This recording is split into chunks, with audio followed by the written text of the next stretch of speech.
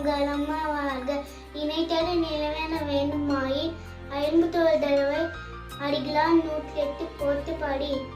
இது அணையின் அழுவாக்கு. We love பங்காளம்மா. குரு வாழ்க, பங்காரம்மா வாழ்க.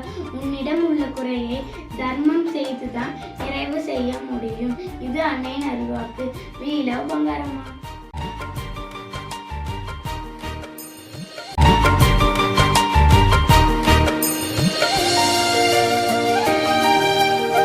இந்த புதிய தலைமுறைக்கு, இந்த குழந்தை தலைமுறைகளுக்கு கற்றுக் கொடுக்க அம்மா தந்திருக்கிற பெரிய வாய்ப்பு.